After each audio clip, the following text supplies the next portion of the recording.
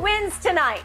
I'm going to take the Celtics. I know what the Celtics are capable of doing. When they play smart basketball, they move the basketball and they don't get bogged down. Sometimes I think they revert back to being ISO players, going one-on-one, and that's because they don't have a traditional point guard, a guy that can get them easy shots. I'm expecting them tonight to play their best game. The crowd will be electric, but Skip, it can't be like a situation where all of a sudden the crowd is like, they're nervous. The crowd needs to energize them like, oh, we got this, and keep them going. Jason Tatum is going to stop overthinking it, JT. You're overthinking it. I'm not concerned about what Kobe would do in this situation. I just need to know, what are you going to do? Remember what you did against Kevin Durant. Remember the game that you had against Giannis. Remember when you're battling head-to-head against Jimmy Butler. Go out, play your game. Stop overthinking it.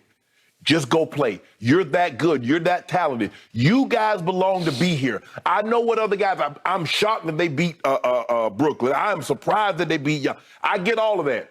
But the surprise should have worn off by now. You belong here. You can beat this team, but you can't beat them with the style of basketball that you're playing, which means you turn the ball over entirely too much. Jason Tatum, it's you. Skip, I saw a stat that said since they started tracking turnovers, Jason Tatum has the most turnovers since they started tracking these stats in playoff history. In a single playoff, he has the most. I've been trying to tell you that. Go ahead. That's hard to overcome. It is. So when you shoot the poorly as they've been shooting the last couple of games and you turn the ball over, you compound your problems. So I'm expecting them to play one of their cleaner ball games. I'm expecting those role players. I'm expecting when Grant Williams comes in, because he hadn't given them much, he needs to give them 10 to 12. Derek White, you need to give him 12 to 14. Pritchard, when you come in, hey, you're not going to get a whole lot of minutes if you're not putting points on the board, because they can't play you if you're out there and you're a liability. Because defensively, you're a liability because you're so small, Skip. It's not like he's 6'5" and he can D up on somebody. So you're going to have to put points on the board. Al Horford, I need an Al Horford game. I need one of those. I'm not saying give me a game one, because I don't know if you have that in you. You probably done used up the 3 wishes, but I believe you can give me 14 and 12. Jason Tatum and Jaylen Brown, these are your games. You're the 2 stars. I didn't say superstars, Skip. You're the 2 stars. You're the 2 all-stars. You guys need to play like it. Can't have 5 or 18. JT, you can't give me 3-4 points in the fourth quarter. I need 10. I need 12. JB, I need 10, 12 fourth quarter points. And they're going to come away with a win. But I don't want the game to be close, Skip, late. Because I know that that's not what they're built for. Because you don't have a traditional point guard, Skip, you don't need that game close in crunch time or clutch moments. That's not what needs to happen. I want them to be up by 10 points, 12 points with 2 minutes to go in the ball game. That's what I want. Because if it's a one-possession game, I'm gonna tend to side with the Warriors, because they've been there and done that. But if it's a 10-point game, which I think it's going to be, I feel very comfortable in that right now. I want to put a case of dew on it. I want a case of dew right now. I want 2 cases. If you scared, say you scared, Skip Baylor. Say I'm scared, Shannon, right now. I can't do it.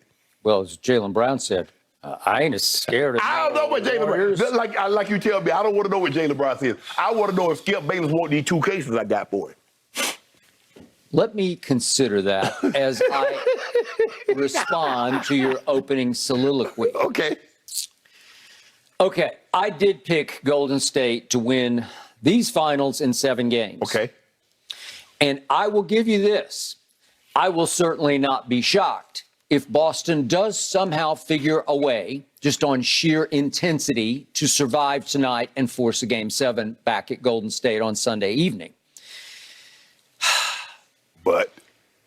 But as much as I would love to see a Game 7, I really would love to see these 2 teams, because they both are deeply flawed to me. And I'm going to say it again. Steph is not a natural-born closer. He's just the greatest shooter we've ever seen. So I would love to see Steph in a Game 7 back at home, a la 2016 versus LeBron and Kyrie. I just love to see if history repeats.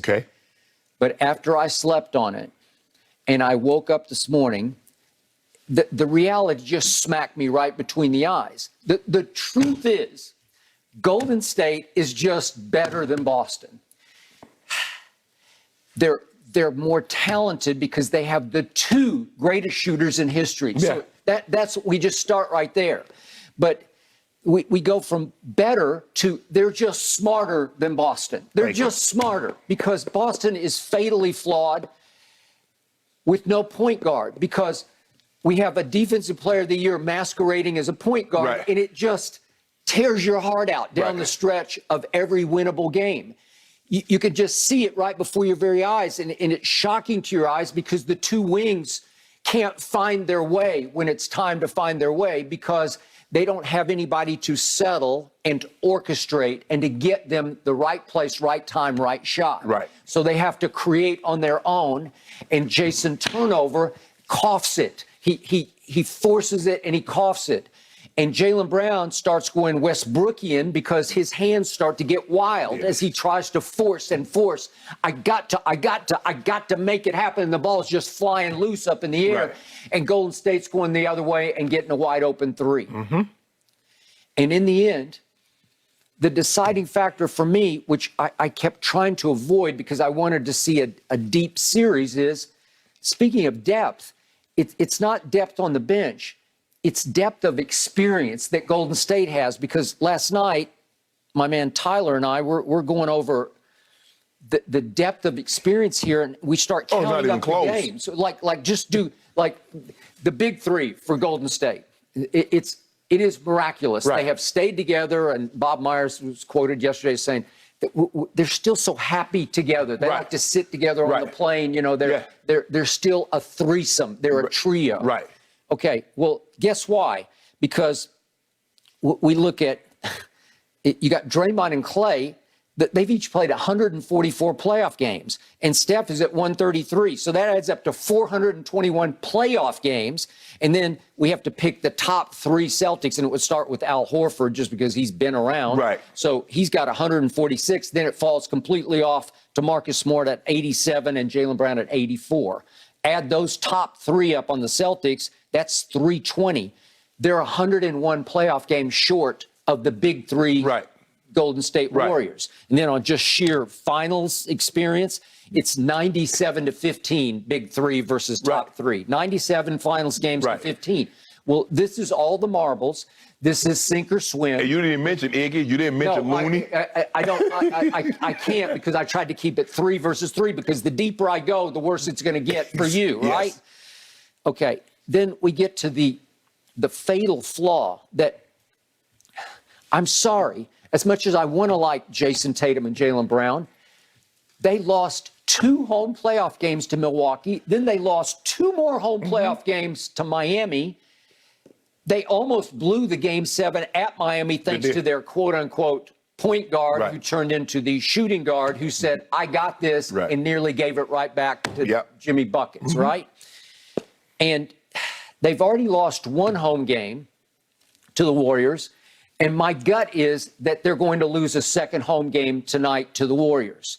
Why is that? They got the best, craziest, loudest crowd in basketball, and I think they have a hard time living up to the high decibel expectations of the home crowd, which brings me to Stephen Curry. Steph Curry loves this building, and I'm not exactly sure why, but he loves the shooting background, and he loves the negativity, the high decibel negativity directed at Draymond and Clay and him. He lights up to it. We're going to do a topic about it later. He called himself yesterday, I'm the petty king. I get it because I dish it as well as take it. So he's saying that he actually gets fueled by all the trash talk that's directed at him. And I look at his shooting numbers for the 2 games at Boston. They're just extraordinary, except for the fourth quarter. But if you just go overall stats in 2 games, my God, he's shooting 54% from the floor. He's shooting 52% from 3 in those 2 games because what is he here? He's 13 of 25 from 3 in 2 games at Boston. So you don't think he loves shooting in that building? Right? Isn't he going to throw a garden party at TD Garden, right? Okay, so what do I see in the biggest picture of this series? What happened? Well, Golden State had 2 miserable fourth quarters and lost 2 games I don't think they should have lost. And the first one was at Golden State in game 1. Well, what happened? Well, in the fourth quarter, they're up 12 going to the fourth quarter, and I keep telling you, Steph's all-time great, but he's not all-time top 10 because he's not a closer. No clutch gene to me. And in the fourth quarter, Steph ends up taking only 1 3 and missing it, and they get run off the floor in the fourth quarter. They lost 40-16 in the fourth, and that's a game they should have won. If you got that guy, he's by far the best player on the floor to me, like by far. Well, he should have closed that deal, but he didn't. And then in game 3, they're down only 4 at Boston in the first game at Boston. And in the fourth quarter, Steph goes 0 for 2 from 3 and just disappeared and shrank and scored 2 points. Well, the final score of the fourth quarter was 23-11 Boston, 23-11. So in the 2 losses in the fourth quarter, Golden State has been outscored 63-27. Think about that, 63-27. Well, that's kind of a reverse fatal flaw for the favored team in this finals, Golden State. Right. But now we get to Steph. In the third quarters, he's extraordinary.